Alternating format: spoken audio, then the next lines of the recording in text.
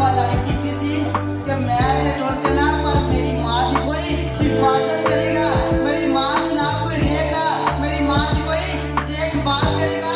इससे तो सर मुश्ताक असद आपने मरियम ने सूरज की बुक्कल न मारे ते धरती के अंबर भी नीला न रहिंदा। मरियम ने सूरज की बुक्कल न मारे ते धरती के अंबर भी नीला न रहिंदा। मरियम ने फरिश्तन मोड़े जेकर खानी यकूब दा कोई कबीला न रहिंदा। मरियम के कलमे नूं देंदी ना पानी कि आदम दा तीला न रहिंदा।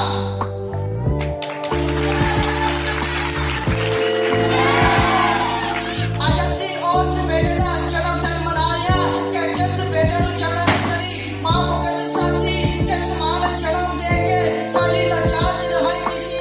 क्योंकि असीं अहदे अतीक दा अगर मुताला करने आ ते अहदे अतीक दे अंदर बनी इसराइल को अगर जदों खुदा ने आदम दे बाबा नूं पाकी आदम दे अंदर रखिया सी उस वक्त उन्हां नाफरमानी कीती और वो दोनों मौत दे अंदर दाखल हो गए सन।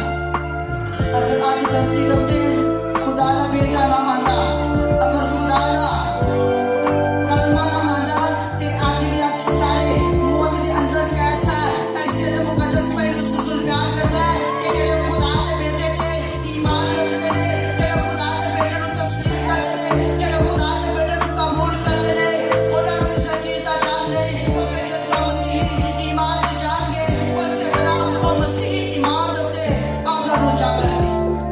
इसलिए बेटा साडी जिंदगी दे अंदर मुहब्बत ते सलामती ते इत्तफाक रखदा है कि जेड़ा हमेशा सानू दूसरे दे कोल भी लैके जांदा है। ते कल याद रखा जे खुदा यसू मसीह दी हलीमी दी गल कि पहले वक्तां दे विच जदों चरनी बड़ी जेड़ी चरनी सी खुरली सी जिथे डंगर चारा खांदे सन उस वक्त खुरली भी लक्कड़ दी हुंदी सी। ਉਹ खुरली भी लक्कड़ दी बनाई जाती सी जिथों जानवर चारा खांदे सन। और चरनी दे विच आया और लक्कड़ दे जगह ते कोई पदाश हुई। आखिर ते जदों वक्त आया ते फिर वक्त भी जान दा लकड़ी ते मिलिया, वक्त भी लकड़ी ते मिलिया। लकड़ी तुहाडी ते मेरी जिंदगी दे अंदर कई अहमियत रखदी है। दो लकड़ियां दरिया दे विच चल रहीआं ने ते गुफ्तगू कर रहीआं ने, एक दूजे नाल कलाम कर रहीआं ने। एक लकड़ी लंघदी आखदी है कि तू मेरे नाल चंगी है, तू मेरे नाल बेहतर है, तू साबित कदम है, तू वफादार है। मैं आख्या मैं क्यों वफादार हाँ, मेरी की खूबी है? वो आखदी है तेरी खूबी है वे अगर तेरे ते कोई बहिंदा है तेनू कोई सवारी मिलदी है ते तैनू पार किनारे ते ला देनी है, तैनू पार लैके जानी है। तो आखदी है ते तू क्यों बेहतर नहीं? वो आखदे मैं इस गल्लों बेहतर नहीं, मैं ते खुंगां दे नाल पड़ी हां, मैं ते मोटा ते मेरे नाल जेड़ा लटकदा है वो डुब जांदा है और मर जांदा है। ओही गल है कि जिस तरह नजात दिंदा चरनी दे अंदर पैदा होया ते मुहब्बत दिंदा है, सलीब तो जान दिंदा है ते वफादारी दिंदा है। और लकड़ी सानू सिखांदी है कि असीं भी उस कश्ती ते ना बन के ते वफादारी करिए ताकि दूजिआं नूं साडे कोलों प्यार लभे, मुहब्बत लभे। जिस तरह और लकड़ी और कश्ती दूसरे नूं पार लगांदी है, अच्छी टिक्कियां नूं उठा के जिन्हां नूं कोई नहीं गल ना लांदा उन्हां नूं गल ना ला के मुहब्बत दा हत्थ वधा के उस कश्ती दे तरह अपना किरदार अदा करके अपने खुदा नूं कबूल करिए।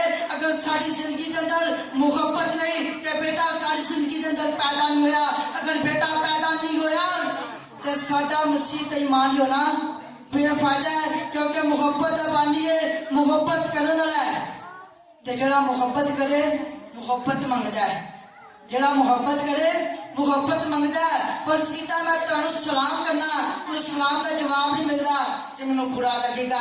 इस तरह अगर खुदा ने आपकी इश्क कीता है तो इश्क का मतलब है कि असीं जिहनूं प्यार करिए, असीं उहनूं प्यार किस तरह करांगे?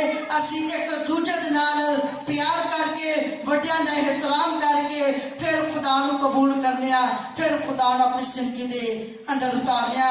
सो अज दा कलाम मैनूं ते तुहानूं सारिआं नूं बड़ी बरकत दे। आमीन।